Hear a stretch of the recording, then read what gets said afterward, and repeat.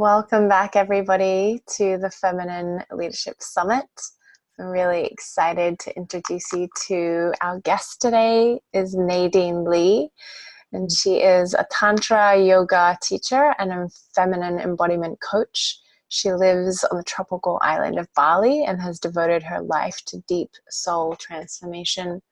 At the core of Nadine's work, she is here to expand your mind and soul and your body. She's helping you break down conditionings and stories that bind you and hold you back from living your truest potential. She began as a qualified nutritionist specializing in women's eating disorders and body image. However, she found the missing link was always in sexuality.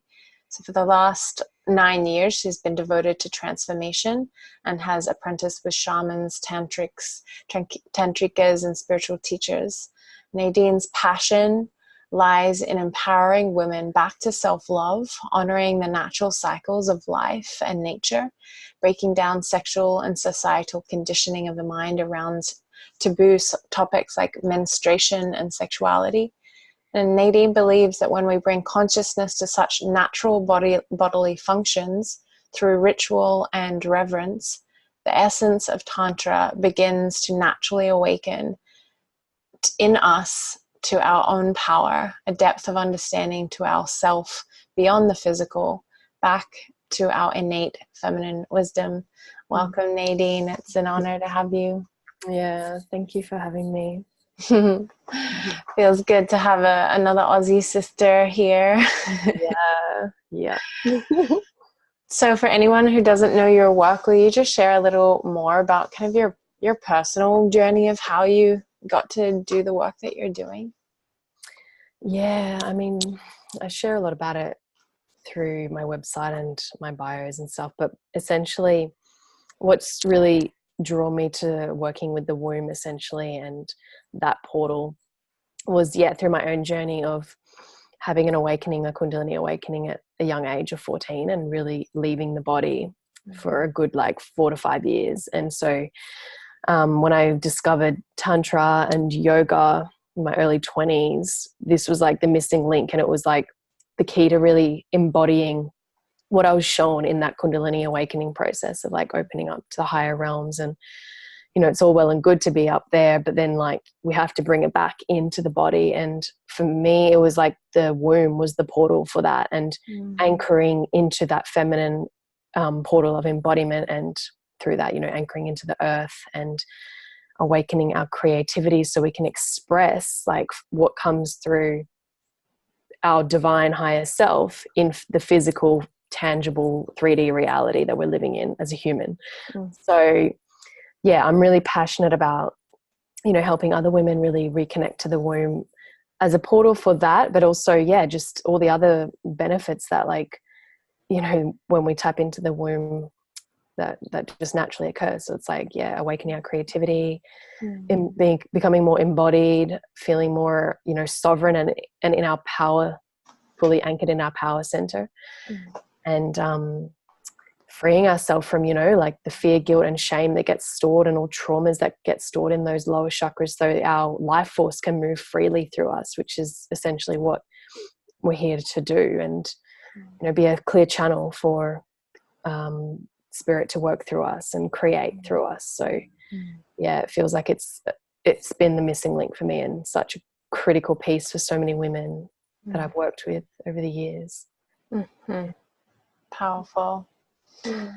You talk about the womb matrix. Can you share with us what that is, what that means, and why it's important for us?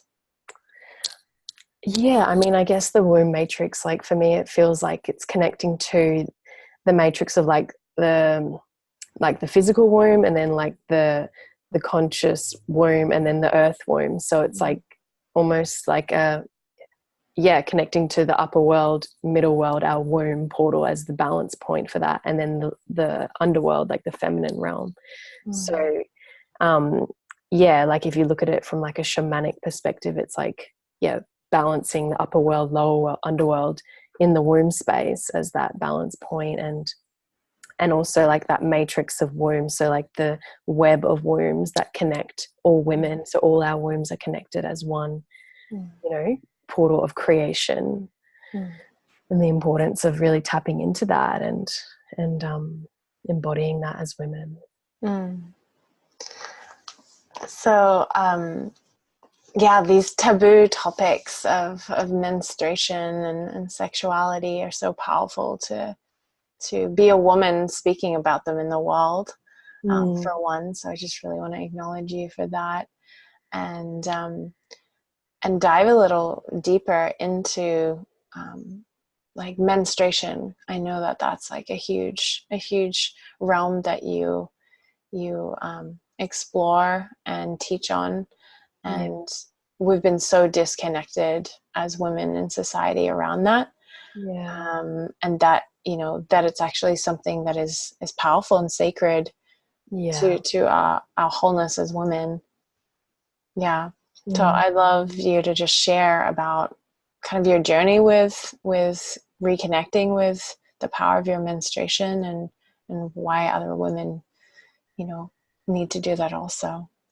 Yeah, well, I feel, for me, it was like really when I started consciously menstruating after, so like coming off the pill, I lost my period for a year and a half, like many women do. And it was, and it was like this kind of like second wind, like a second puberty almost. Like I was probably about 22 at the time.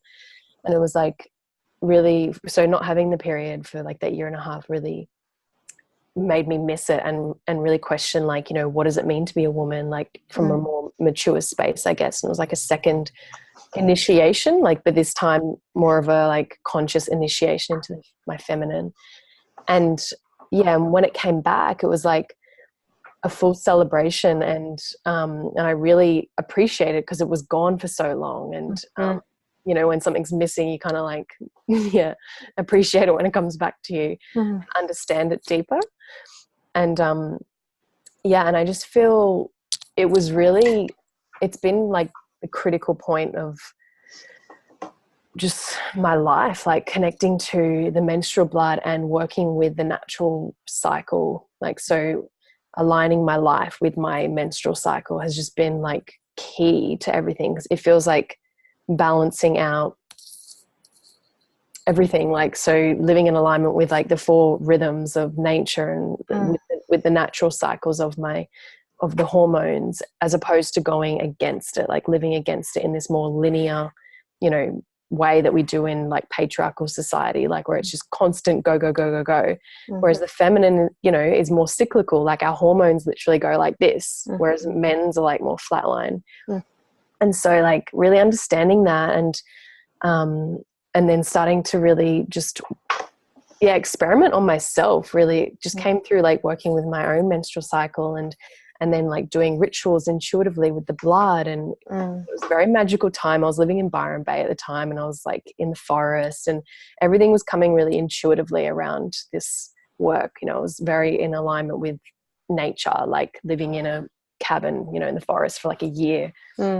And so I just started really working with that, and offering my blood back to the earth, and really building a connection with the blood, and seeing the power that's held in that elixir, being, you know, that elixir of our femininity, literally. And how, you know, this conditioning around it is like, oh, it's disgusting, and, you know, it's like you don't want to use a cup because then you can, you know, touch the blood, and all these like these unconscious conditionings that are like really embedded in our psyche. And I even went to like an all-girls school in high school, and we still had this weird conditioning around like, oh, make sure like blood isn't on my dress, and, you know, like this kind of weird like tabooing and shaming. And you know, it's like in an all-girls school you'd think it'd be more open, but it's just this like unconscious conditioning. And once we can break free from that, it's like our relationship to our blood, I feel, is like showing us our relationship to our femininity. So if we're like shaming it and being like, oh, it's disgusting, we're like subliminally saying that about our feminine essence, like, oh, it's shameful. And that's what we're breaking free from, you know. The point of all this work is like empowering the feminine and like embracing the power of these things that were always seen taboo and like suppressed. Yeah. So, yeah. Beautiful. Yeah, it's powerful as like for myself, but to witness other women, what kind of really transforms in a woman when she reconnects with with her blood, with her life force. Yeah. It's really like becoming intimate with yourself at another level. And as you say, it's like this like life force elixir. Yeah. And I love how science is even proving now, that there's like stem cells, so much nutrition Yeah. in our menstrual blood. Yes. Yeah. Yeah. So and you touched on this, like reconnecting with our feminine, with the feminine essence, and this is called the Feminine Leadership Summit. And so I'd love to just hear from you, like what is feminine leadership to you?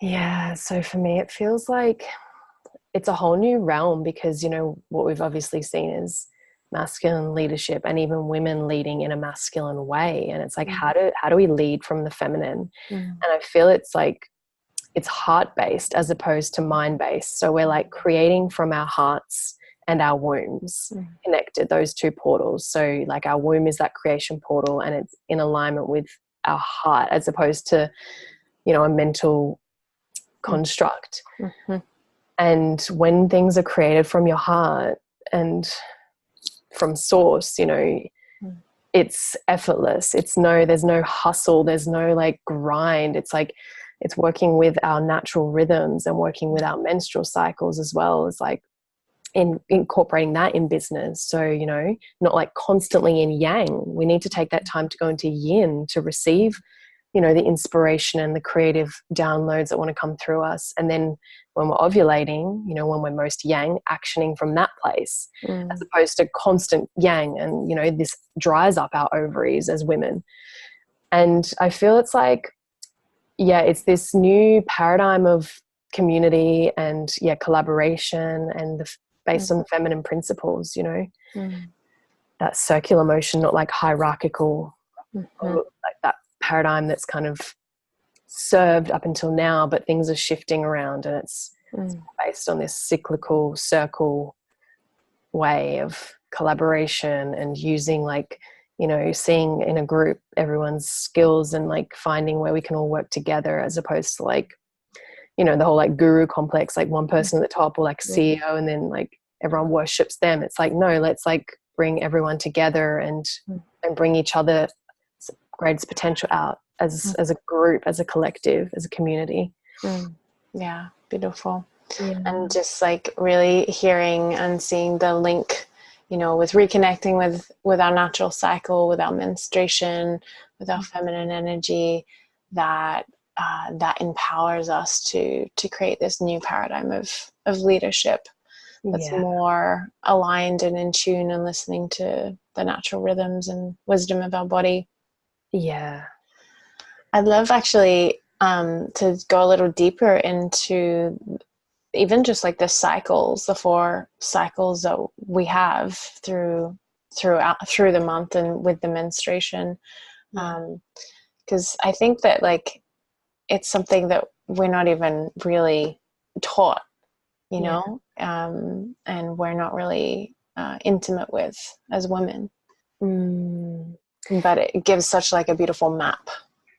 Yeah. Yeah. And that's what it is. Like, it's like a blueprint literally for us to understand our bodies deeper and Mm, feel like that embodiment of nature mm, literally. So like the 4 weeks of the 28-day cycle, so it's like, you bleed on day 1 mm, and then day 1 to 7 is like the menstruation phase, and that's more like, when you're most yin, like I was saying, like that's where your energy is the most yin, like your hormones are at their lowest and you're bleeding, so your energetic field is really, really big at that time, and it's best to be taking that time to go yinward, like yin, and mm, just creating a space for yourself, like to receive any inspirations that want to come through because you're very receptive.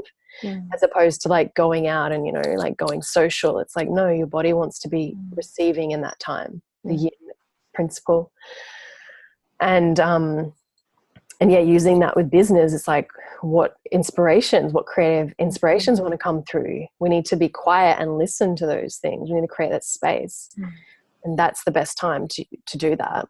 And then, so day 1 to 7 is the menstruation phase. And then the 7, so that can be like the winter phase, you know, of the seasons. And then 7 to 14 is the, like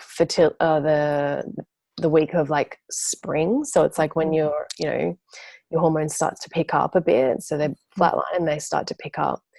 And it's where you are more like your left and right brain are like most balanced. So you're in more like a strategic phase. So anything that like came through in your bleeding phase is the time to research it and not put anything into action fully yet, but it's like doing research and like connecting with people, just making connections and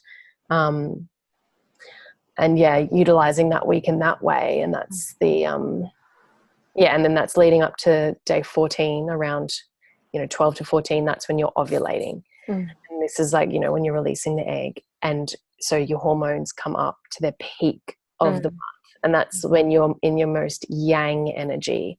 So that time, and then the week after that, so the third week is like the ovulation phase, and this is when you're in your most yang. So anything you've researched and you had your inspiration from, this is the time to be like actioning, so like launching an event or like doing public speaking, like getting out there.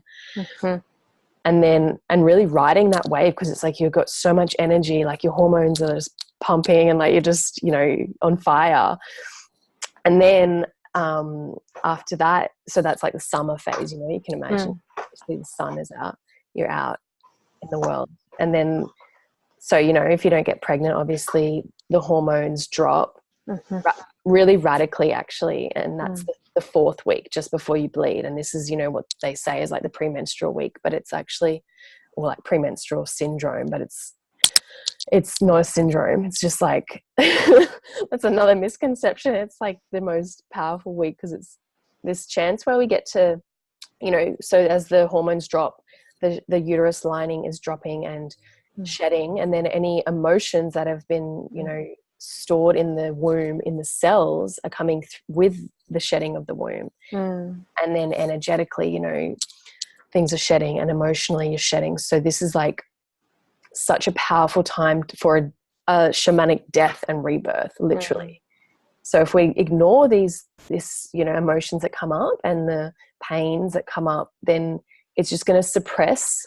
And when we suppress emotions more and more, it just festers more and more and gets more and more clogged up in the womb, and we can't tap into that creative energy. So we need to take that time to simply just like create space to feel what's coming up during that time. And then we bleed it out, and we're like reborn literally for the next month ahead, and fresh inspiration comes through. So it's like we're literally embodying. And so that's like the autumn phase, so we're like embodying nature literally in our like we are like literally now, like I talk about in the concepts, like we're a microcosm of the macrocosm, like we are embodying that. It's so yeah, it's so powerful that like Mother Nature has just given us like a blueprint, as you said, like a map to follow. And I know when I do, if I actually honor like, okay, my hormones are dropping, my emotions are starting to kind of rise, I'm going inward, and I'm going into that space where my body's really calling me to rest and slow down and be inward and listen and really tune in to the wisdom. If I do that, then the rest of the phase is just like what it is supposed to be. But when I don't, and I try to push myself through my menstruation, or shame myself for like dropping in energy or having emotions coming up, then it's like my whole month is thrown off, and then the next month is it all kind of domino effects. Yeah, it really does affect. It's like sets you up for the next month. I feel. Yeah. So why is this sexuality piece, like how for you is that so important? Like, I know you were doing nutrition and kind of body work, and then finding this missing link. Like, why is that so important for us as women to reconnect with and reclaim our sexual power? Yeah, like, I mean, it's like the same with, you know, the body, the menstruation and sexuality, all these things, the feminine essence, really, they're all the feminine, have been so like suppressed and shamed. And it's like, that's where our power lies, in these taboo realms. And so really reconnecting and redefining, like, what does sexuality even mean to me? Like, you know, we're so distorted in our sexuality with media and porn and like school and everything like this. Like, how do we reclaim that erotic innocence and reclaim our like, what do we need, like, to feel safe, to open, like, you know, this in itself, like, we're never taught this. Like, how do I want to be touched? And we need to explore ourselves first as women, you know, to feel, then to extend out to the masculine. But it's like, we need to love ourselves and self-love, self-pleasure, our own bodies, explore our own body, and then we're, you know, opening that to the masculine and empowering ourselves, as opposed to like this old way of, you know, it's like all about like just an act almost, like pleasing the guy, or like, you know, it's just some end goal. It's like, no, there's so much more. Like, sexuality is like so powerful. It's the portal to creation, obviously, and also, you know, that lovemaking, that tantric lovemaking, is a portal to awakening spiritually. So it's not just about, like making babies. It's like a spiritual act. And just like really honoring it for that, and like the reverence around it, and the power that opens when you open up to another being, and open up that portal of sexual energy. Beautiful. Yeah, I'm reminded, you know, that cliche quote of, you know, you have to love yourself before somebody can love you, but you also have to learn to make love to yourself before somebody can know how to do that to you. Yeah. And to truly feel safe enough to let them in. Yeah, exactly. Yeah. Beautiful. My last question is, why now? Why do we need to reclaim connection to our wombs, to our menstruation, to our sexuality now? Why is it so important for the world now?